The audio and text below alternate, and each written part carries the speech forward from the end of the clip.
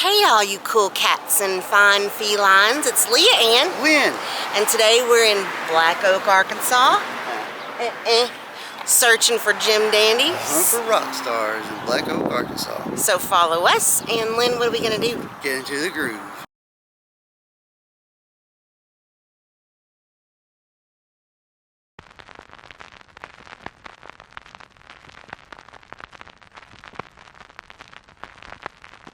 Go Jim Dandy! Go Jim Dandy!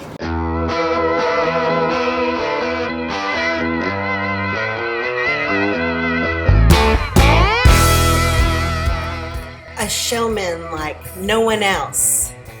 A front man that has inspired so many. A legend and one of the first Southern rock superstars. Of course, we're talking about Jim Dandy Mangrum today.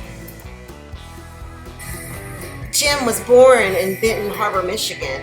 His parents were from Arkansas, and they returned to Black Oak when Jim was 6 years old. He was raised Southern Baptist and attended Monette High School in Monette, Arkansas. But Jim had big dreams, and Black Oak could not contain what he went on to become.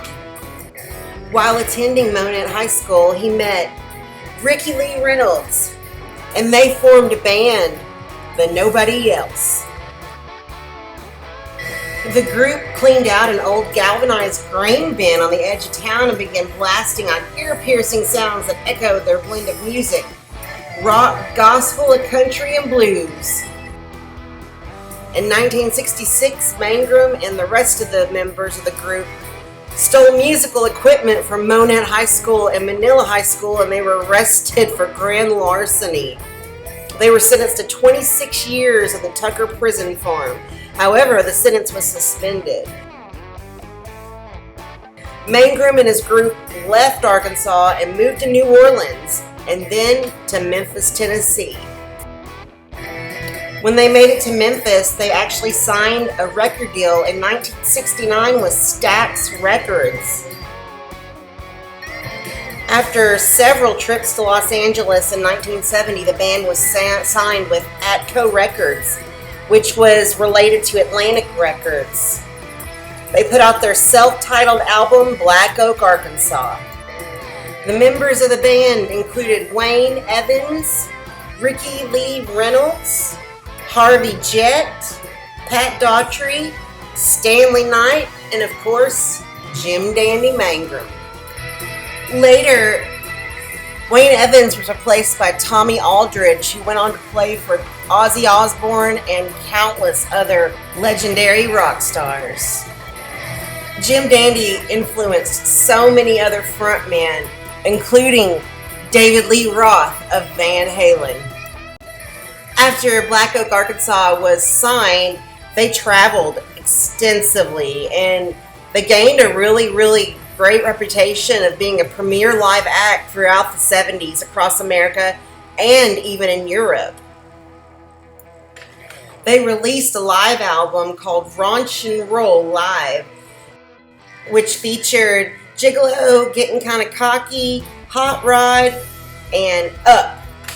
After the success of their fourth album, the live album, they released their fifth album, High on the Hog, which featured Laverne Baker's 1957 hit, Jim Dandy. They also added a new member to the band, Ruby Starr, who was known for her amazing stage presence and voice. Riding high at the top of their game, they played Royal Albert Hall in London and Charlotte Motor Speedway and Arrowhead Stadium, culminating in the California Jam in Ontario, California in 1974. 200,000 fans came to see Black Oak, Arkansas, Black Sabbath, the Eagles, Emerson, Lake and Palmer, Deep Purple, Earth, Wind and Fire, Seals and Crofts, and Rare Earth. What an amazing lineup. Over the next couple years, they continued to tour relentlessly, and new members came and went in the band. Jim and the band members bought a compound in the late 70s and lived there in kind of like communal living. First time we came up here was, I guess, 1966. And we were running from the cops, and I think we had just gotten busted in Memphis. We lived in the caves over on the lake for about, I guess, pretty much a couple of months. And we really liked it. The swimming was good, and the fishing was good. We just kind of always thought that if things went well, we'd come back and we'd live here. My brother spent about 2 years looking for the right location and found this place, and we came up and saw it and just fell in love with it. The initial investment was about $55,000 or something like that. We got probably $750,000 right now into it. We were a family before we ever got into music, really, and we just wanted to keep it that way, you know. Togetherness is a security to us, and it's something which makes us feel, you know, it's something which in a world which, you want to be independent, right? You want to be to where you don't have to depend on everybody to come by and wait on the government to do all the things. Even Thomas Jefferson said the best government is the government that has to govern the least, right? So we're just trying to hold our own and be our own type of people and take care of each other and not, not strain the system so much. Not saying do away with it totally, but just, I think simplify is the word. And it's a good lifestyle. We believe in nature. We're naturalists. We raise our own cattle for meat. We grow our own vegetables. We have people now researching the solar energy thing. We use a lot of electricity out here. In every way possible, we want to become self-sustaining. We built us a schoolhouse down here, put the post office together, and we're pretty well incorporated as a city now, which just gets back to the thing of just choosing who you want to spend your time here on Earth with. And we just feel good out here. Air's clean, water's clean. A lot of people, don't understand and wouldn't picture this as being rock and roll.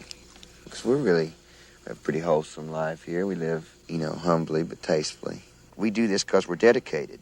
I mean, we'd rather stay here, and we could, but that's not what we did it for. It's more like, staying in tune with the people and going and trying to give them faith to hold on to and strength to hold on to. They're the ones that are living in the man-made hell. Rock and roll started by people like this, and Carl Perkins said that you can do anything you want to do, just don't step in my blue suede shoes. It's a statement of freedom. Jim Dandy eventually renamed the band just Black Oak. They dropped the Arkansas. And Pat Daughtry actually returned to the band in 1995, and Stanley Knight would rejoin the band, but not as the guitarist. He was their sound man. Pat left the band a second time in the mid-2000s. Underdog Heroes is a wonderful album, and it has Jim Dandy and Ricky Lee Reynolds. And they put out The Devil's Jukebox, which is a cover album that has Space Lord and Sympathy for the Devil, and it is fantastic.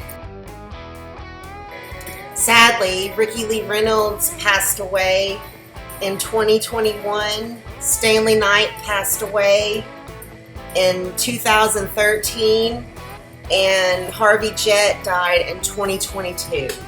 May they rest in peace. Jim Mangrum has continued recording and touring and keeping the Black Oak, Arkansas name alive. He will forever be the quintessential rock and roll frontman. Now, back to our search for Jim Dandy in Black Oak, Arkansas. Black Oak population 233. Well, there's less than we thought. Yeah, there's half of 500. Look at that. Big farm. Right here.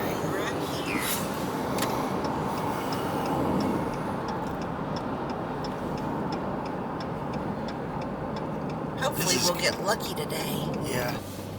If you blink, You'll miss it. Always stop sign. Is that the same as a four-way stop sign? I reckon. This is downtown Black Oak, Arkansas.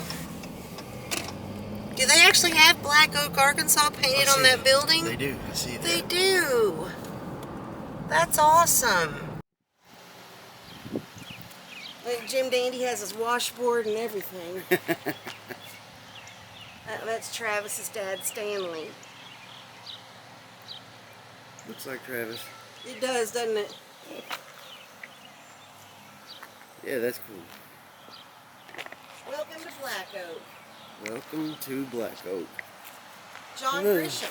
Wonder who drew this. Who Oh no, it's painted nice. this? They did a good job. John Grisham. A lot of talent came out of here. Oh, look at that old tour bus. I wonder if that's Black Oak's tour bus. I bet we can find out. That's really neat. Yeah, it is. We got the Wizard of Oz. The characters of the Wizard of I Oz see that. painted over there. Got Dorothy and the Scarecrow and the Tin Man and the Cowardly Lion. Meaning all this. I know the cotton. In John Grisham, or one of the films was filmed in Lepanto. I was gonna. I think so. You can go. The movie set's still there. We should go film it sometime. Yeah. That's neat. Look at all the little antennae up there. It looks like fishing rods sticking out of it. Let's just knock on the door and see what happens.